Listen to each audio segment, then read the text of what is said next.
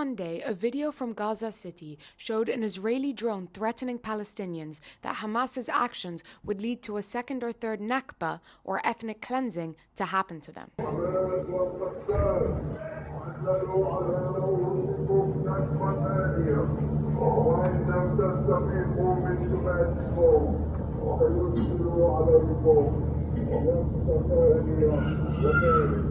The message seems to be aiming to reduce support for Hamas and push Palestinians into agreeing to voluntary departure from Gaza, a plan promoted by US President Trump in recent weeks. But it's not the first time Israel has used drone recordings to influence Palestinian behavior. Drones have been used to send messages to Palestinians in Gaza over 16 months of war. Before Israeli forces raided and burned down Kamal Adwan Hospital in October of last year, they sent drones telling those inside to leave at once, despite the fact that many patients could not be safely evacuated without dying.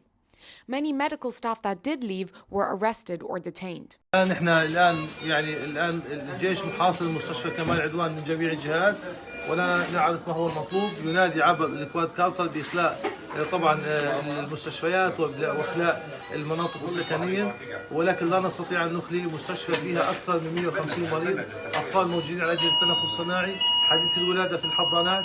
But the most terrifying reported use of drones was in the Nusayrat refugee camp in April last year, where locals reported that quadcopters with loudspeakers were playing sounds of crying children and women in distress to draw Palestinians out of hiding and shoot them.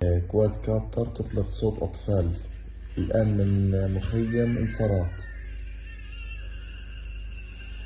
زي ما انتم سامعين بالضبط.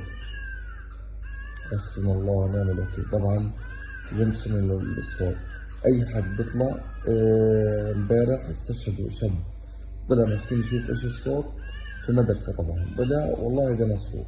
Locals said they'd also heard drones play children's songs, sounds of clashes, tanks and armed men, and even vendors selling familiar cleaning products.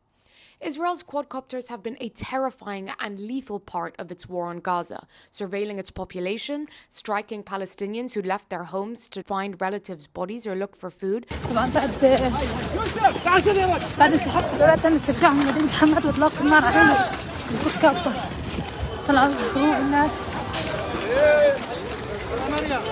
And even targeting children, according to British surgeons. Drones would come down and pick off civilians, children, operating on children, who would say, I was lying on the ground after a bomb had dropped and this quadcopter came down and hovered over me and shot me. Israel has also airdropped leaflets giving Palestinians orders, telling them to leave, instructing them not to celebrate prisoners' releases, or simply to taunt them, as in the Ramadan of last year. But using recordings to force Palestinians to leave their shelters is a newer and more terrifying part of warfare. It is also more relevant than ever.